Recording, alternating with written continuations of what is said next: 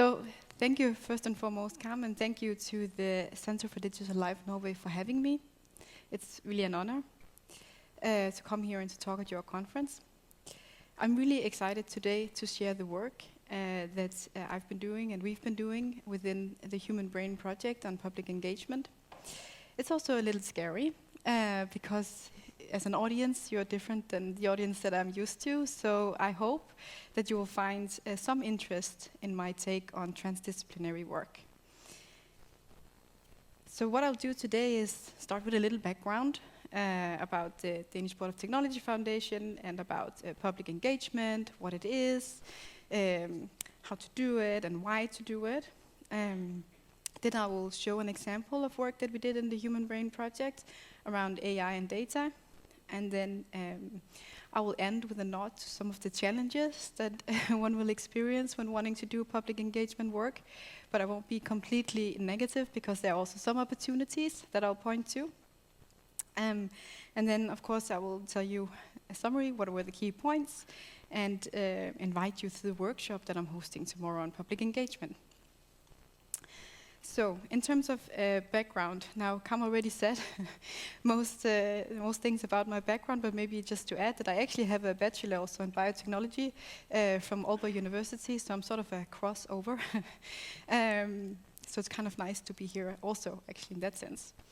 But the Danish Board of Technology, where I work, is a foundation that has as its stated mission really to be transdisciplinary, to work for a society where its development is shaped by what we call informed and forward-looking collaboration between citizens, experts, stakeholders, decision makers, and citizens, both internationally and nationally.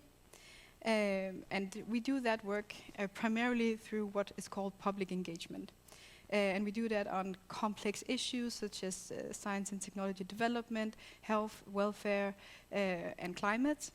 And in that process, our aim is also to contribute to developing more democratic formats for decision-making processes. So we work really in this cross-field between science and policy.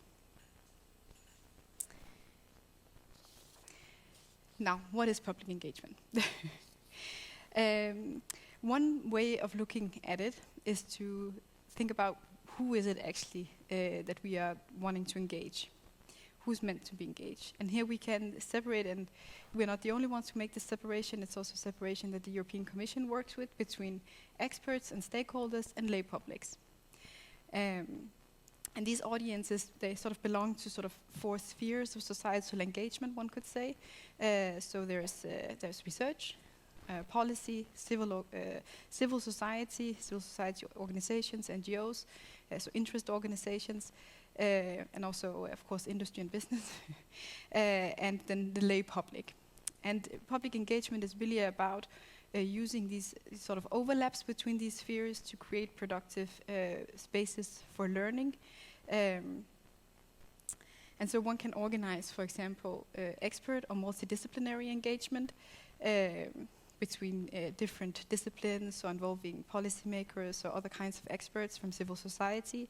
But when you add sort of lay public to the mix, then it's citizen engagement and becomes what what in my understanding would be real transdisciplinary work. And the key point of doing this is really that many of the issues that we face as a society are complex, and therefore representatives that move in these different spheres of society, they have different knowledge, they have different experiences, different takes on what an issue or a problem is actually consistent of, and can therefore also contribute towards understanding what a good solution would be. And then finally, and maybe one of the key points to get across, is that when we talk about public engagement, it's about giving influence. So all of the actors that are involved in a public engagement process should have an opportunity to also influence the process going forward. And that also goes for involving lay citizens. So when you do citizen engagement, involve them in a process, they should also have the opportunity to influence priorities and choices in the process that you're involving them in. A little bit more about why. So there are three sort of main arguments coming from a theoretical point. One is that science is a public and to some extent also a political activity, and therefore it should be more open to democratic control, and we can create that by opening up decision-making and prioritization making processes in our societies, and we are then aiming to develop ways of doing that. Public engagement is one of them. And as I just said, citizens and other stakeholders, like coming from policy, industry, research, civil society, they have different experiences and different kinds of knowledge, valuable knowledge that can really help understand issues and find new ideas and solutions. And also involving a broader and a more diverse audience can help create a better foundation for decision making, either in a science development process or in policy. Then practically, to take it down maybe a little bit from the theoretical, really the why comes from this possibility to really better understand what a problem is, but also to get insight into potential conflicts or ongoing conflicts. What do they actually consist of? How does the conflict look from different perspectives? What are the values at stake, needs, concerns, and so on. So really an engagement process can also help you understand that. And you can also get new ideas then through this process, because you might see things differently than you did before if you engage in a dialogue with audiences that you might not always or necessarily before engage with. So you develop new solutions. And you can also learn if you are wanting to take a decision, and for example, if you're in an implementation phase with something, do I go in this direction or do I go in this direction with developing a device or new treatment or a new approach? Then you can learn what direction has the most support. And finally, engagement processes in themselves are also really useful for building communities and networks, and for getting to know new people. When then to engage? Well, maybe the good news is that you can do it whenever, wherever you are in your process. Be it either sort of policy or vision formulation in terms of what it is that you would like to do, program development. Are you defining the projects? Are you actually engaged in a research activity? Are you trying to implement something coming out from research? The but is that there's sort of an inherent sort of contradiction or difficulty in this process, is that in the beginning, when you are formulating visions, the possibility to influence directions is really high, because nothing is really sort of set yet and nothing has been settled. So there's a high degree of possibility to influence. But when you the contradiction is that the motivation to engage then in the early phase is lower, because it's harder to see what will actually be sort of the implementation, what will actually be sort of the effects of what you're trying to do. For example, if you're trying to engage lay publics on their everyday life, if they can't see like an immediate effect on their lives, it's really hard to create interest and to get them engaged. So the motivation to engage increases when you get closer to an actual use context. This next slide is just to give you a quick overview of some of the many different ways in which you can do engagement processes at many different levels and at the different stages of a process. What matters really the most is that you choose the right approach for what it is that you would like to achieve, get new ideas, insight into a conflict, or whatever it is that suits your need. And tomorrow I will show you sort of a catalog of methods that can also be more useful in terms of trying to pick the right approach. Now, to the example from the Human Brain Project. I don't know how many here know the Human Brain Project, but as Cam just said, it's a big flagship project funded by the European Commission. It is one that's been running for almost 10 years. So it started in October 2013, and we are ending in September next year. So we got a little bit of an extension because of the COVID-19 virus, but we will be ending pretty soon in the final stretches of that project. And that project is one that has changed a lot, I think, over the 10 years. And now in the final phase, e-brains, as we call this European research infrastructure, a digital research infrastructure, is going to be sort of the main legacy of the project. It's an infrastructure that is created to promote digitally supported brain science, development of medicine, and computing technologies. And in this final phase, our tasks in the Human Brain Project is, as Kam said, to lead this work package on responsible research and innovation. And what we're really focusing on there is to ensure the legacy of all the work that we have been doing in the RRI work package, but also in the Ethics and Society project that came before that work package, and seeing how we can ensure the legacy of that work and practices, principles into eBrains as a research infrastructure, because a research infrastructure is something quite different than a research project. And then we are also collaborating with neuroethics colleagues, and also through them other brain initiatives around the world to look at neuroethical issues and see how we can develop an international strategy for how to deal with present day and emerging neuroethical issues also in the future. Then we develop citizen and stakeholder engagement, which is the example that I'm going to give you today. And finally, we also have a task in terms of building a community for eBrains, because the eBrains research infrastructure is based on principles of co-creation. So the idea is really that the platform services will be co-developed with the user community, and we have a task there in terms of helping to build this community as an inclusive community. Now, the example that I am taking with me today is a little bit old in the sense that it is work that was started in 2018. And just, I don't know if how many can remember the conversation around AI and data use in 2018, but it was quite different than it is today. Really, a lot of things happened in that debate over the last thinking about how can we actually be more proactive around these kinds of issues within the project, also looking towards eBrains. And finally, we wanted to work on strengthening capabilities within the project to work multidisciplinary and transdisciplinary. So the methodological approach that we chose was to start with a multidisciplinary workshop of experts, asking experts with various backgrounds to go through multiple criteria and dimensions and ask them to assess possible future impacts and come up with possible solutions.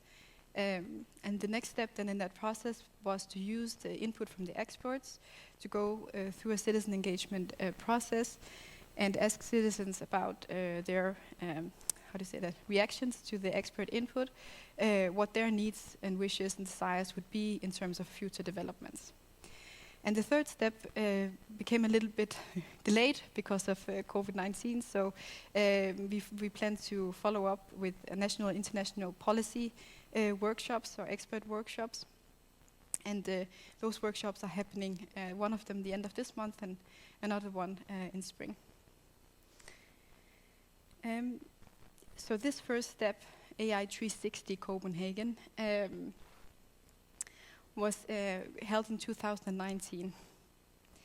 And maybe it can be hard to remember, but as I just said, the conversation around AI was very different at that point in time. And the main debate was really around what's going to happen to the future labor market, what kind of skills are needed, how can we make sure that we don't have a big portion of people that fall off the employment market. And we wanted to create a better overview of what are the actual future potential issues that we need to be anticipating on. And so I'm showing you here some of the results to give you sort of a feeling of the breadth of an overview that can be created within one single workshop where you engage multiple dimensions and assess possible future impacts. And one of them was policy, and some of the things that they pointed to there were concerns around manipulation, abuse of power, about, for example, this question, who decides what is good information and correct? And they also pointed to concerns in terms of power relations between state and private actors, issues that are also relevant today. And these were actually some of the concerns that they couldn't come up with really good solutions for. Then we looked at the rights and law sphere, and some of the issues that they were really concerned about here were, enhancement of ongoing discrimination issues, but also new forms of discrimination, bias, and the impossibility of holding, for example, social media platforms accountable for the effects that they have on societal dynamics, democratic institutions. And also they pointed to the issue of surveillance. It's really hard to get an overview of who's surveilling who and why. They pointed to a huge lack in terms of education on data governance and data protection, also at the, let's say, in the individual level, how to protect oneself, but also, organizations, how to protect themselves. And then the impossibility of getting insight into what data private actors actually collect. Then they also went through economy and more general society. And in terms of economy, they pointed to one positive feature, that we would have a lot more free services somehow in the future. The question, of course, would be who will enjoy the benefits of offering those free services? Who is it that's going to make the money? Who is it that's going to become powerful? What is it that data is going to be used for? How is that going to be distributed in society? They pointed also to like a more intense data economy. What about maintenance and the cost of implementation of all these new systems? And they also pointed to this contradiction between how to stimulate innovation and at the same time respect individual rights. They thought that was not a given, that's going to happen, both of them together. And finally, they pointed also to a challenge with sustainability and productivity, that doesn't necessarily go hand in hand. As we can see, there is really some climate questions also. In terms of society, they pointed to the great potential for diagnostics and personal medicines using more sort of AI-based systems. But the question that they pointed to there is really how do we ensure that use is correct and safe? How do we ensure good data quality and also maintenance of databases? They pointed to that one must not forget that even though you have smart systems, there's still a need for someone to be able to have a good understanding of disease mechanisms and be able to explain those.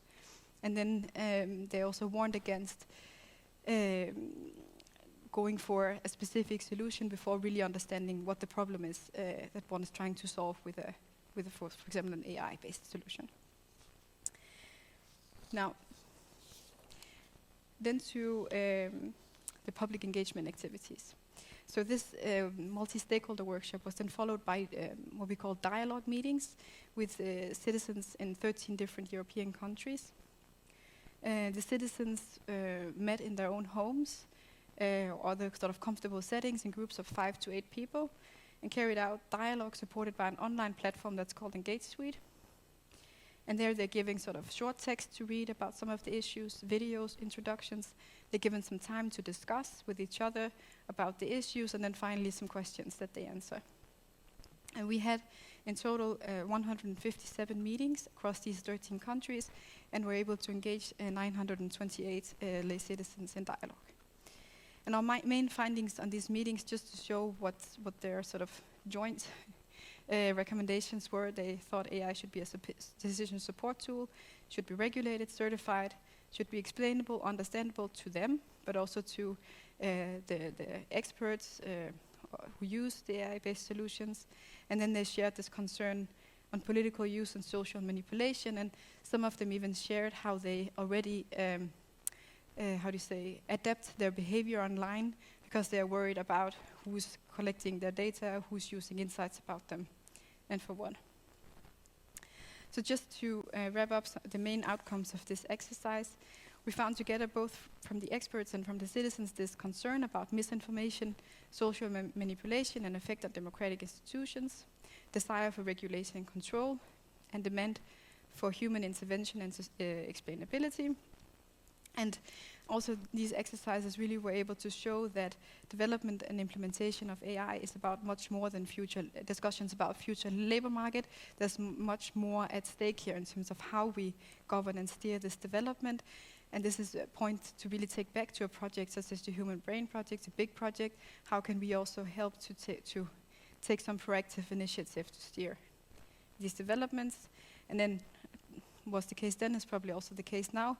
There's both a lack of information about the potential of developing AI, but also a lack of information about all these issues around the use of data and data governance and data protection and collection of data. So what did we achieve within the Human Brain Project? As we set out, we wanted this overview, so that's what we got, and also perspectives and possible solutions that, of course, go beyond the project. In the project, we got a better understanding of some of the legal challenges, how we could exercise good data governance, ethical issues, and related societal questions and value and benefit.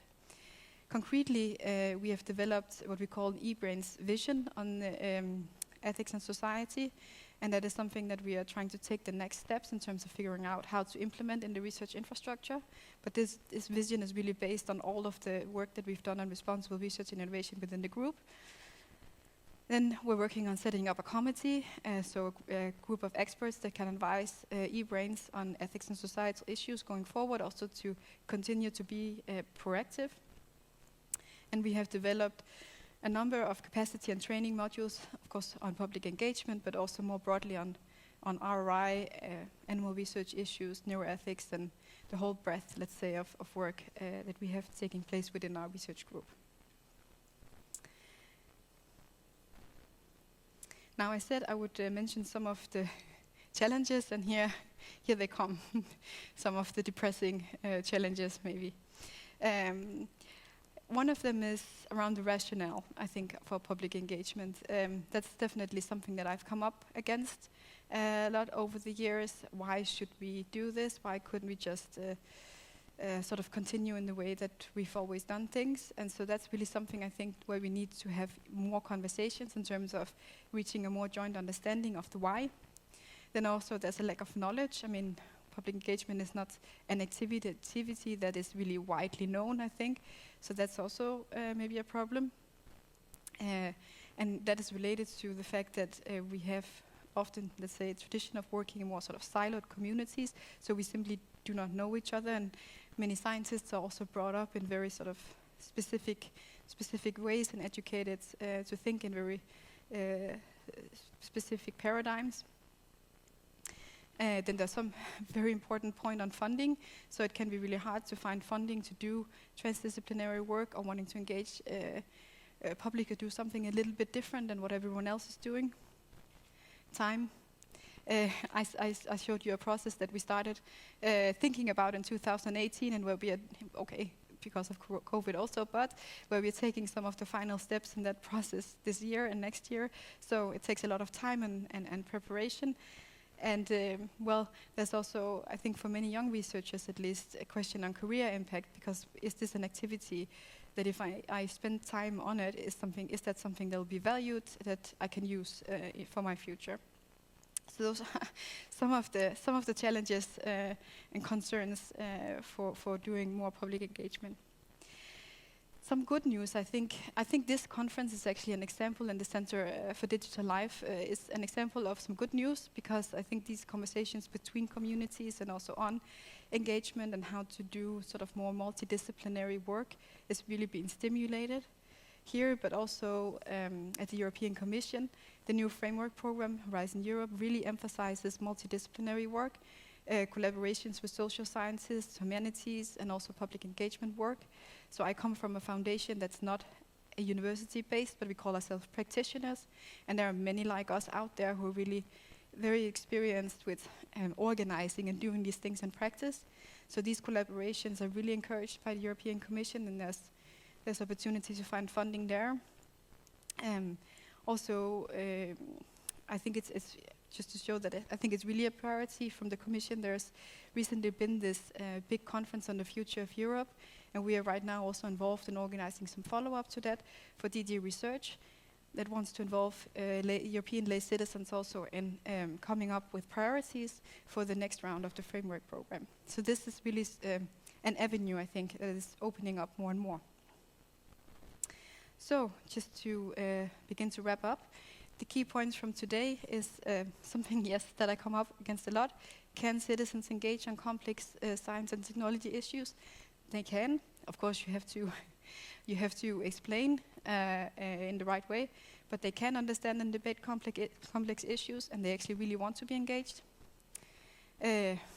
obviously I think multidisciplinary engagement can bring a lot of value, as also this quick overview that we were able to create shows.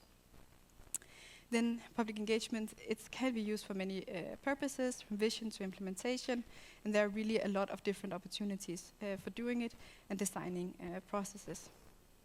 Thank you for listening, and as I said, tomorrow there's a workshop on engagement where you can learn more about public engagement, try out some techniques and practice, and maybe even start to design your own proposal or exercise. Thank you for today.